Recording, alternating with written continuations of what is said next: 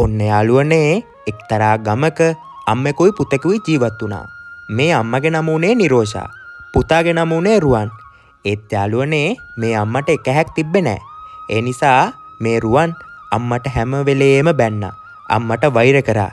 රුවන් කොච්චර අම්මට බැන්නත් වෛර කරත් අම්මා රුවන්ට වචනකින්වත් බැන්නේ නැහැ. අම්මා ඒ තරමට රුවන්ට ආදරය කරා. අනේ දෙවියනේ මොන මගුලකට මට මෙහෙම එක හැක් නැති අම්මා කෙනෙක් හම්බුණාද දන්නේ නැහැ. එක්ක තාත්තා මැරුණාගේ මේ අම්මත් මැරිලා ගියා නම් මට නිදහසේ ඉන්න තිබ්බා. හැමෝම මට විහිළු කරනවා. ඇහැක් නැති අම්මගේ පුතා කීගේ. අනේ අම්මේ ඔයා මට පේන්නේ නැතුවත් ඉන්නකෝ. බලන්නකෝ ඇහැකුත් නැහැ. කැතේ බෑ අප්පා. ඔන්න යාළුවනේ මෙහෙම ටික දවසක් ගත වෙලා ගියා. රුවන්ගේ ඉස්කෝලේ උත්සවයක් තිබ්බා. මේකට රුවන්ගේ අම්මත් ආවා. රුවන් අම්මා ආපු හින්දා ගොඩක් තරහෙන් තමයි හිටියේ. තරහටත් වඩා රුවන්ට ලොකු ලැජ්ජාවක් තිබ්බේ. රුවන්ගේ අම්මට එක හැක් නැති හින්දා රුවන් ගොඩාක් ලැජ්ජාවෙමින් තමයි හිටියේ. ඔන්න යාළුවනේ ඊට පහුවෙනිද දවසේ රුවන් උදේම ඉස්කෝලේ ගියා. දැන් රුවන්ට ඉස්කෝලේ ගියාට පස්සේ හරි වැඩේ තමයි වෙන්නේ. අපි බලමුකෝ මොකද්ද වෙන්නේ කියලා. අන්න කසුනි නිපුනි අන්න ඇහැක් නැති අම්මගේ පුතා එනවා. ඊයා නේද? අම්මට ඇහැකුත් නැහැ. අයියෝ අන්න එනවා. ඈබරුවන් උඹලගේ අම්මට ඇහැකුත් නැහැ. ඊයා බං අප්පි ව්‍යායද? අපි නම් අය උඹ ළඟටවත් එන්නේ නැහැ. සික්කියා අප්පෝ නේද නිපුනි? මුනම්මා අප්පෝ. මෙයාගෙත් එක ඇහැක් නැති වෙන්න තිබ්බේ. ඊයා මෙයාගේ අම්මා හරිම කැතයි. මෙයාටත් ඇහැක් නැති වුණා නම් මරු. ඇහැක් නැති අම්මගේ පුතා.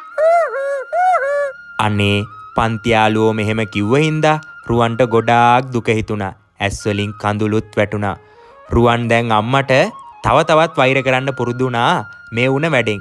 රුවන්ට දැන් අම්මා එපාම වෙලා තියෙන්නේ. රුවන් අම්මට ගොඩාක් වෛර කරනවා. ඔන්න යාළුවනේ එදා හවස ඉස්කෝලේ ඇරිලා රුවන් ගොඩාක් තරහින් තමයි ගෙදර ආවේ. අපි බලමු දැන් මොකද වෙන්නේ කියලා.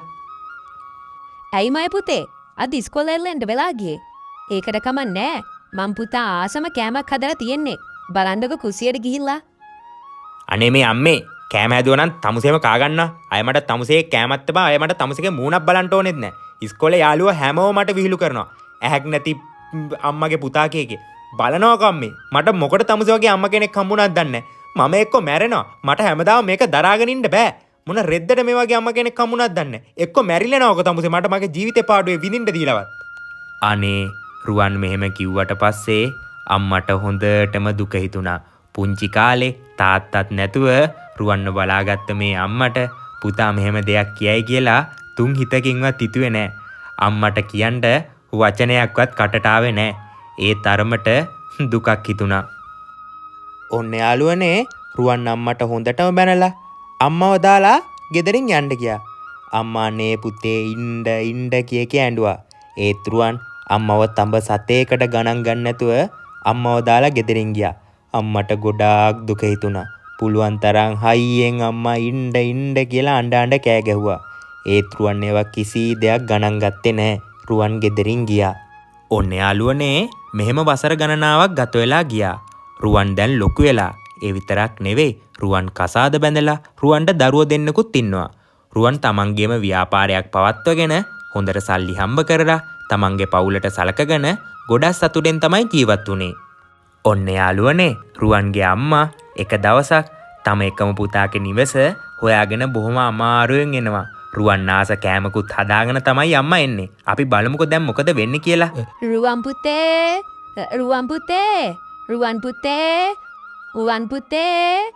පුතේ. ඔන්න යාළුවනේ මෙහෙම කතා කරනකොට එළියට ආවේ රුවන්ගේ පුංචි පුතයි පුංචි දුවයි. අපි බලමු මෙයාලා කොහොමද මෙයාලගේ ආච්චිව පිළිගන්නේ කියලා. බලන්නකො මල්ලි. මේ ඇවිත් තියෙන වයසක ගෑනු කෙනා. ඊයා එයාගේ ඇහි කැත බලන්නකෝ. මට නම් අප්පිරියයි බෑ. යන්න මෙහෙ කවුරුත් නෑ. ඊයානේ සික්කියා. ඇයියා. ඒක තමයි යක්කේ බලන්නකෝ. අර අපි දැන් බලපු කාටුන් එකේ මායාකාරී වගේ. ඊයා ඇහි කැත කළුව කලි.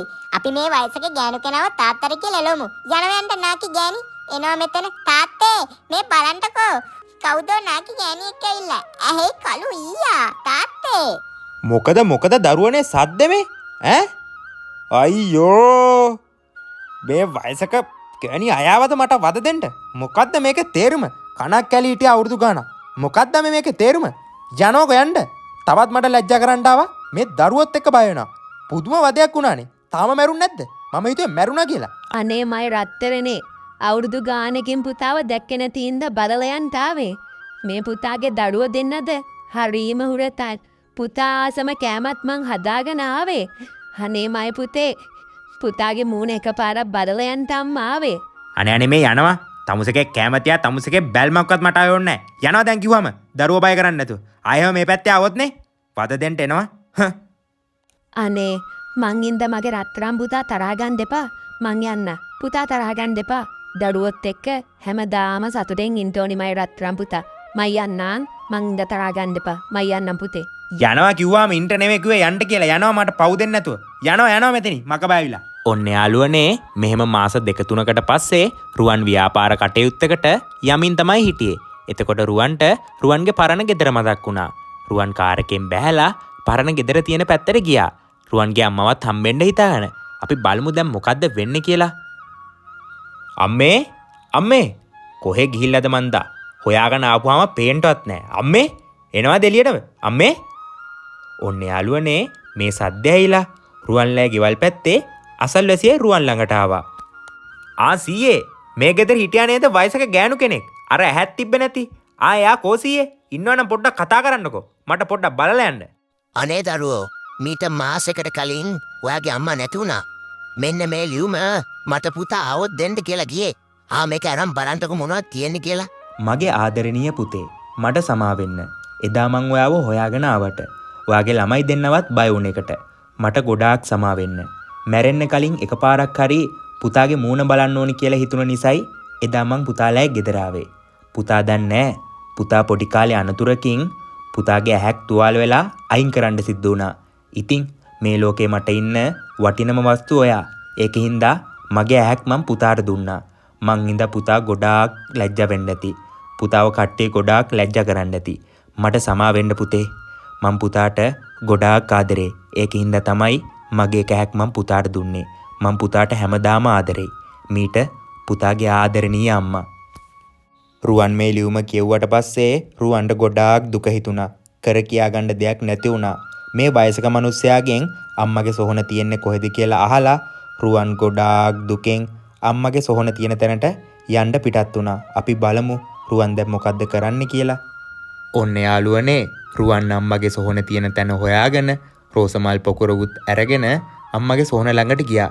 රුවන්ට දැන් තමයි අම්මට රෝසමලුත් දෙන්න මතක් වෙලා තියෙන්නේ අනේ මගේ රත්තරන් අම්මේ මං කොයිතරම් පව්කාරයෙක්ද අම්මේ ඔයා ඇයි අම්මේ එකපාරක්වත් මට කිව්වේ නැත්තේ ඔයා මට ඇහක් දීලා තියෙන හින්දා තමයි ඔයාට ඇහක් නැත්තේ කියලා අම්මේ ඇයි අම්මේ මට ඒක කිව්වේ නැත්තේ ඔයාට මං හැම වෙලාවෙම බැන්න හැම වෙලාවෙම වෛර කරා ඒත් ඔයා මට වචනකින්වත් මට බැනලා නෑ අම්මේ පොඩි කාලේ ඉඳලා මාව හදාගත්තා මං වෙනුවෙන් ඔයාගේ ජීවිතේම දුන්නා අනේ ඇයි අම්මේ මම මේ වගේ දෙයක් ඔයාට කරේ මං ආස කෑම හදාද හැම වෙලේම මගේ පස්සෙන් ආවා මං ඒ වගේ කිසි දෙයක් ගණන් ගත්තේ නෑ ඔයා මාව බලන්න එන හැම පාරකම මං ඔයාට බැනලා එලව ගත්තා අම්මේ ඔයා කොච්චර වේදනාවක් දරාගෙනද මෙච්චර කල් හිටියේ කිසි දෙයක් නොවුන ගානට මට මේ පව ගෙවල ඉවර කරගන්න බෑ කවදාවත් අම්මේ මට ඔයාව ඕනි අම්මේ මං ඔයාට ගොඩක් ආදරෙයි මගේ අම්මේ මට සමා වෙන්න අම්මේ ඔයා ඉඳ තමයි අද මම මේ ලෝකෙ දිහා බලන්නේ ඔයාගේ ඇහෙන් අම්මේ මට ඇත්තටම සමා වෙන්න අම්මේ මට මේ හැම දෙයක්ම තේරෙද්දි ඔයා මගේ ළඟ නෑ අම්මේ මගේ අම්මට අජරාමර නිවන් සුව ලැබෙන්න ඕනි අනේ මං වගේ කාලකන්ණි පුතෙක් මගේ අම්මට අය කිසිම ආත්මක හම්බෙන්න එපා අම්මේ කිසිම ආත්මක හම්බෙන්න එපා ඔන්න යාළුවනේ මෙහෙම තමයි අද කතාව ඉවර වෙන්නේ අම්මා කියන්නේ සසරක් දෙමව්පියෝ ඕනම වෙලාවක තම දරුවන් වෙනුවෙන් පණ උනක් දෙන්න සූදානම් ඒක දරුවෝ තේරුම් ගන්න නැති එක තමයි අද වෙලා තියෙන ලොකුම ප්‍රශ්නේ. දැක්කනේ රමේ රුවන්ට හැම දෙයක්ම තේරෙද්දී රුවන් ගොඩාක් පරක්කු වැඩි. මේ කතාවේ සාරාංශය ගොඩක් මට විස්තර කරන්න බෑ. ඒ තරමට මේ කතාව සංවේදී. එහෙනම් යාළුවනේ මේ කතාවෙන් ගන්න තියෙන ආදර්ශේ අනිවාර්යයෙන්ම ඔයාලා ගන්න. අම්මලා තාත්තලා ඉන්නකන් එයාලට පුළුවන් උපරිමයෙන් ආදරය කරන්න. නැති වෙලා අඬලා මෙව කරලා වැඩක් නැහැ. ඉන්න කාලේ එයාලව සතුටින් තියන්න පුළුවන් හැම දෙයක්ම කරන්න. එහෙනම් තවත් මේ වගේ ලස්සන කතාවෙන් අපි හම්බෙමු. channel එක මතක ඇතුව subscribe කරලා තියාගන්න. මගේ යාළුවා හැමෝටම සුබ දවසක්.